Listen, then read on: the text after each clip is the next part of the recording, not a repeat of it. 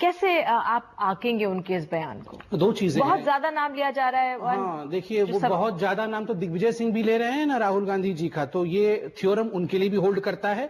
और जहां तक गुब्बारे का सवाल है, ठीक है, नरेंद्र मोदी जी में वो क्षमता है कि वो सब कुछ सह लेंगे मगर फटेंगे नहीं, वो ये याद रखे। और तीसरी बात, जिस गुब्बारे के विषय में बोल रहे हैं, मैं याद दिला दूं शरद पवार जी को कि उनके अलायंस यूपीए नहीं, यूनाइटेड परचेस अलायंस जो आजकल चल रहा है, जिस प्रकार से देश की हवा निकाली है उन्होंने, उन्हें इस प्रकार की तल्ख टिप्पणी करने का कोई अधिकार नहीं। ठीक है कि जी, एक तरफ बीजेपी काडर का दबाव, अभी इलेक्शन जो विधानसभा के रिजल्ट्स गुजरात के आए, सभी सीटें बीजेपी को मिली हैं, नरेंद्र मोदी को उसका श्रेय दिया गया, लेकिन जिस तरह से उनके स्वर को, उनके अभियान समिति का प्रमुख उनको बनाने की बात की जा रही है, फिर आगे पूरा जिस तरह से मनोहर पर्रिकर ने कहा है कि पार्टी का चेहरा ही बना देना चाहिए उनको 2014 के चुनाव के लिए, क्या कुछ जल्दबाजी है या धीरे धीरे बढ़ना चाहिए पार्टी को आगे? देखिए, भले आप मोदी से सहमत हो या असहमत हो, इसमें कोई दो राय नहीं। जहां तक बीजेपी के काडर का सवाल है, मोदी वाकई जो है उनको प्रेरित करते हैं पूरे देश भर में।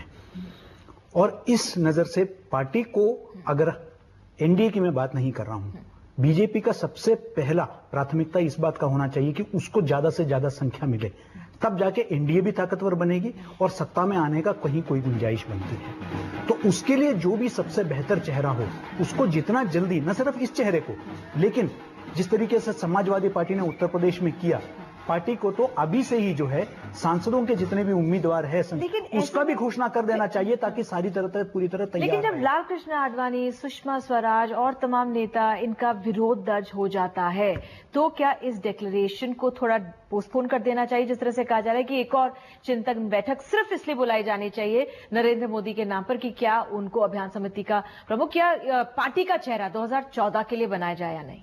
लेकिन देखिए, इस मामले में मैं तो इतना ही कहूंगा, क्योंकि चुनाव बहुत करीब आता जा रहा है, ऐसे में जितना इस फैसले में किसी भी कोई भी चेहरे को आप पेश करने का हो, उसमें जितना विलंब करेंगे उतना जो है पार्टी को नुकसान। समय सही है फैसला लेने के लिए, फैसला ले लेना चाहिए, कुछ और समय देना चाहिए? देखिए, जब समय सही होगा और जिस व्यक्ति के नाम पर विचार बनेगा, पार्टी खुद ब खुद डिक्लेयर करेगी। सबसे बड़ी बात है, मैंने जैसे बार बार कहा कि एक स्ट्रक्चर्ड ऑर्गेनाइजेशन है, उसे वक्त लगता है डेमोक्रेटिक डिसीजंस लेने में। किसी भी पार्टी पर तो बोलिए डिसीजन नहीं, किसी भी पार्टी ने भी अपने प्रधानमंत्री उम्मीदवार का अभी तक डिक्लेरेशन नहीं किया है, फिर हमारी तरफ से ये आशा क्यों? आपसे आशा इसलिए है क्योंकि आप लोगों ने एक ट्रेडिशन बना के रखा है ना। आप लोगों ने ही कहा है कि हम लोग एक चेहरा बना के चुनाव लड़ते हैं।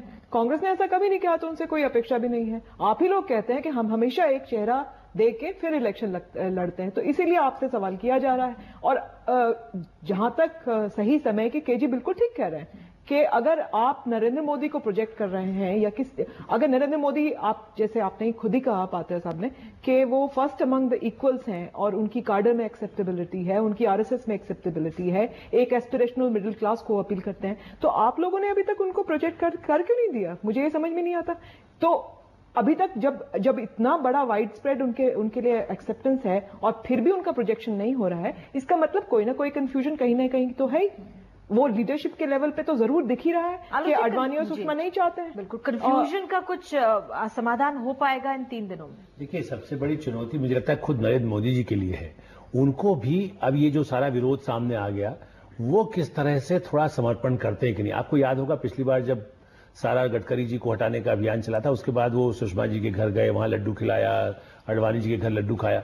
मतलब इसलिए मुझे लग रहा है कि ये जो सब दबाव बना है, वो यदि या तो थोड़ा समर्पण कर दें, तो मुझे लगता है कि ये जो तनातनी, निश्चित रूप से तनाव तो रहेगा ही।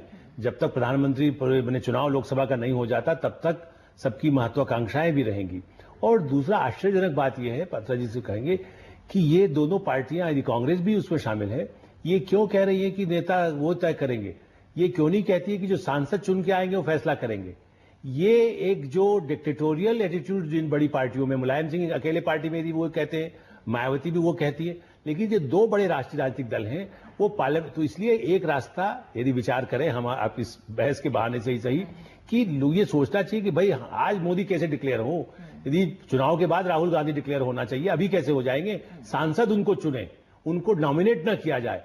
ये भी एक बड़ी चुनौती खुद नरेंद्र मोदी के लिए है कि वो कैसे सुषमा जी को नतमस्तक होते हैं, वो आडवाणी जी को भी किस तरह नतमस्तक होते हैं, राजनाथ सिंह को भी साथ लेके चलते हैं। तब सही माने में वो अभियान समिति के प्रमुख के रूप में फिलहाल सफल भी नरेंद्र हो मोदी सकते के हैं। हाथ में 2 दिन और हैं और किस तरह से उनको प्रोजेक्ट किया जाएगा, क्या वाकई सफल हो पाएंगे नरेंद्र मोदी इस गोवा की जो पार्लियामेंट्री बोर्ड की बैठक है, ये देखना होगा। रविवार तक ये स्थिति हमारे लिए साफ हो जाएगी। तो आज के लिए बड़ी खबर में इतना ही। सोमवार को फिर हाजिर होंगे, तब तक के लिए नमस्कार।